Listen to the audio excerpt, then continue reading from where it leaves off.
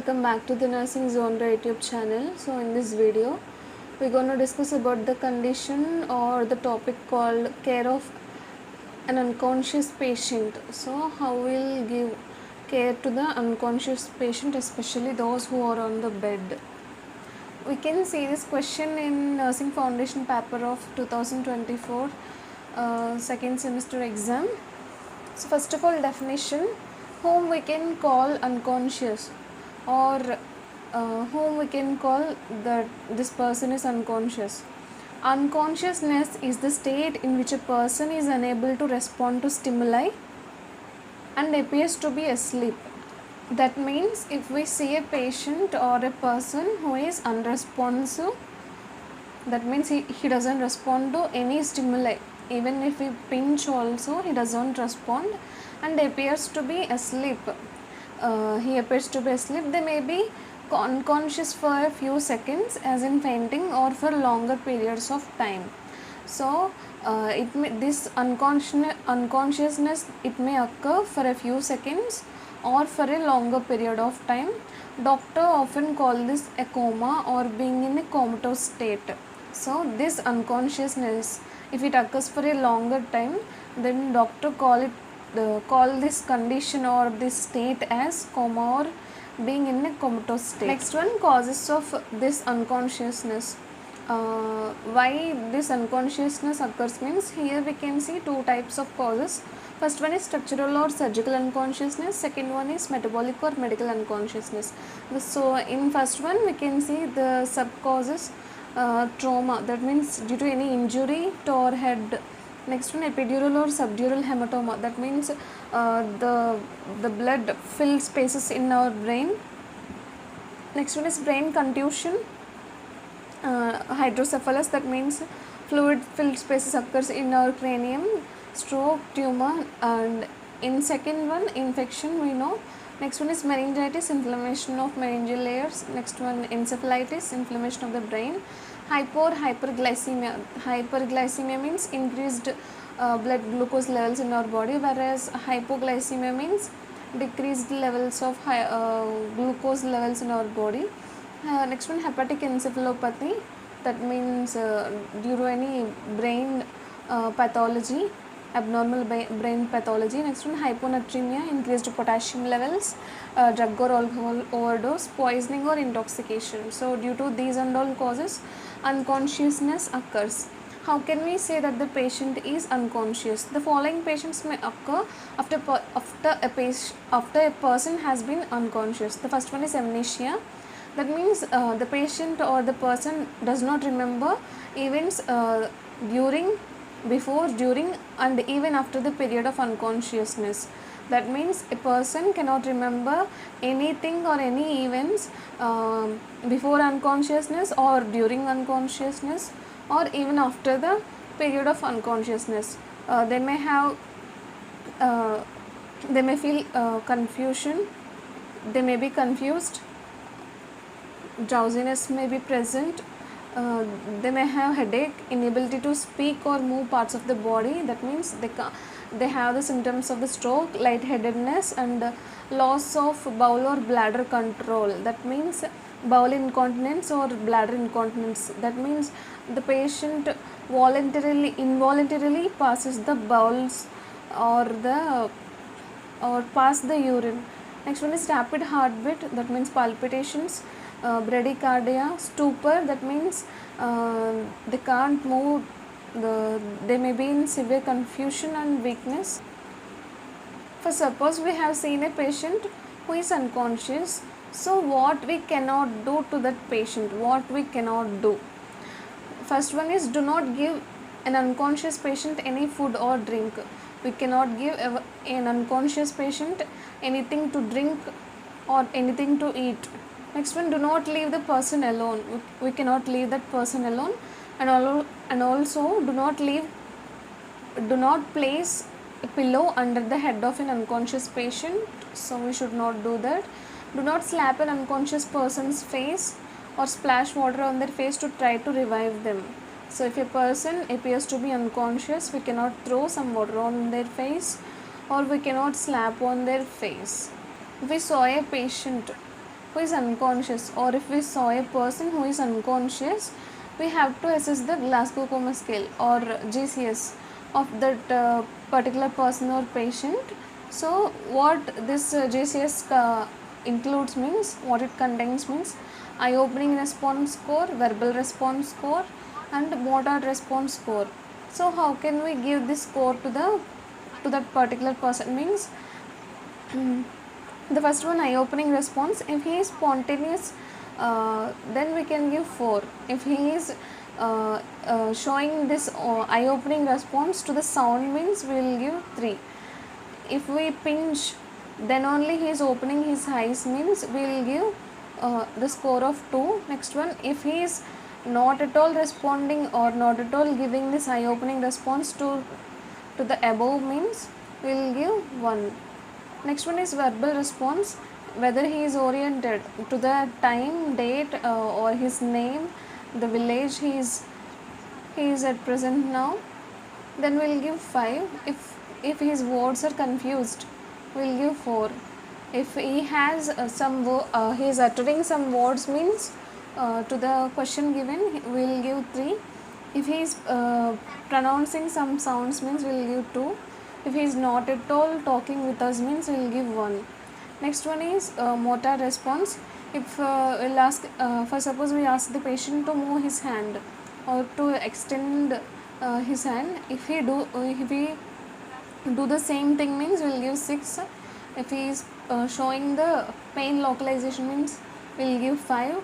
If he is showing normal flexion means, we will give 4. Abnormal flexion 3, extension 2, and he is not at all responding means, for the motor orders, we will give 1. So here ultimately for mild response, if he is mildly unconscious means, we can see 13 to 15. If he is moderately unconscious means, we will give 9 to 12. If he is severely unconscious means, we will give 3 to 8 score. That means we will get a severe score. If he is severely unconscious, we will get this score. If he is moderately unconscious, we will get the score between 9 to 12. If he is mildly unconscious, we will get this 13 to 15 score. Care of unconscious patients. The first one, care plan involves. For nurses, how can we give care to that particular unconscious patient means, we will maintain patient's airway and also protect the patient from falling off the bed. That means we will provide side rails. Next one, maintaining fluid balance and managing nutritional needs. We will maintain IO chart. Maintaining skin integrity, that means by changing the positions second hourly, and also giving comfort devices. Preventing urinary retention, that means we will insert the urinary catheter, nothing but Foley's catheter. Incontinence care, so we will provide we'll we'll let the patient to have diapers to prevent the bed soiling and all, and also to have their skin healthy. Providing sensory stimulation, identifying potential complications, medical management, specialized diet management, support to the family, physiotherapy, and assessing progress. So how can we do this and all things? So we have to frame the nursing diagnosis. The first one is ineffective airway clearance, ineffective cerebral tissue perfusion, risk for increased intracranial pressure, imbalanced fluid volume, impaired skin integrity, self-care deficit, imbalance of nutrition, incontinence, risk for aspiration, risk for contractures, altered family process. So the first one, for the first nursing diagnosis, ineffective airway clearance, the care will be, the breath sounds must be assessed every second hourly. So every second hourly we have to assess the breath sounds as a part of checking vital signs, and also we have to determine the ABG results of the patient, and also we have to assess for cough and swallow reflexes, and also we have to use the artificial airway to maintain the patency of the airway. So for preventing the airway obstruction, we have to position the patient on alternate sides 2 to 3 hours to prevent secretions accumulating in the airways on one side. So if we keep the patient in only one side means, the secretions which has been produced in their body, they'll accumulate in only one side of their body. So we have to position the patient on alternate sides, and also maintain the neck in a neutral position. And also we have to do oro or nasopharyngeal suctioning, and also chest percussions and postural drainage may be prescribed to assist in removal of tenacious secretions. If the unconscious patient have dentures, means that means artificial teeth, we have to remove them. And also nasal and oral care also we have to provide. We have to monitor their neurological signs like the increased or decreased intracranial pressure, central venous pressure and all. And also we have to document these and all results with previous assessments. For the second one, cerebral tissue perfusion.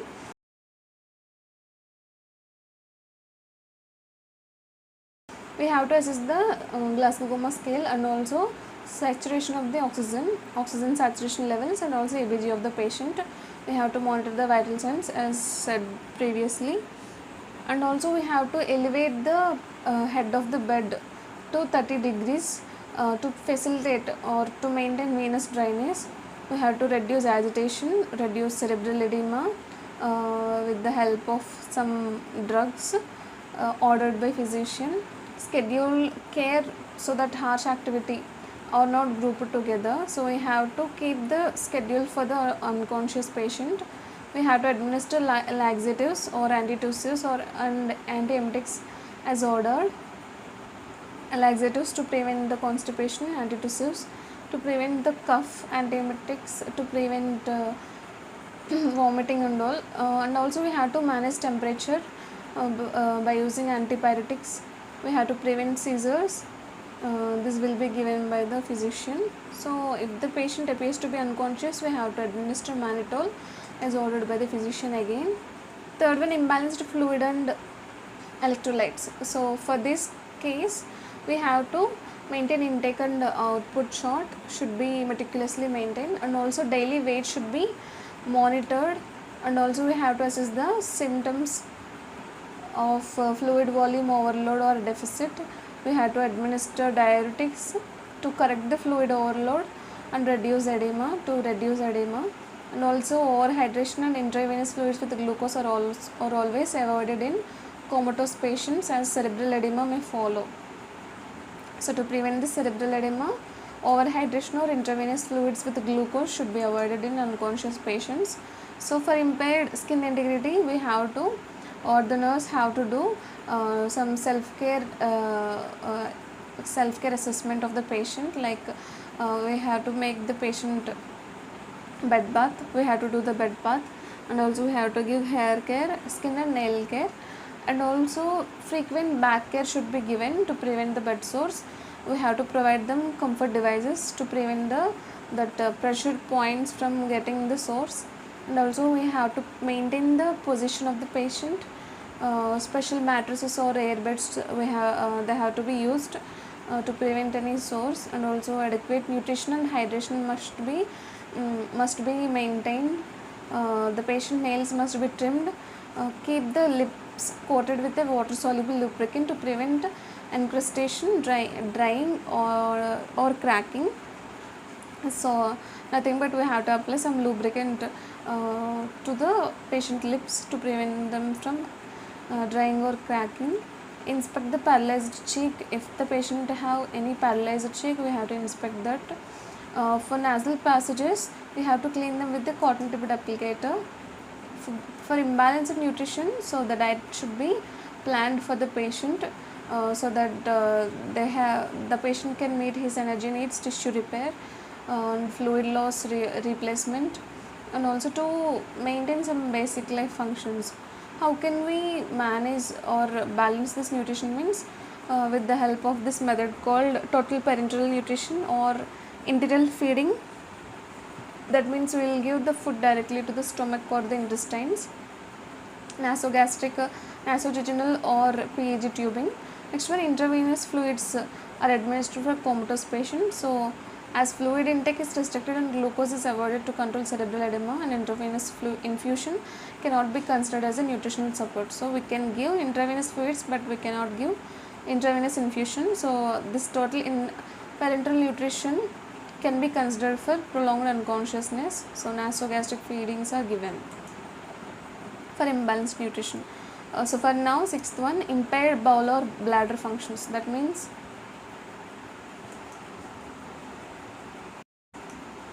To prevent this incontinence and all, we have to assess the patient for constipation and bladder distension, and also we have to assess bowel sounds of the patient by using the auscultation method.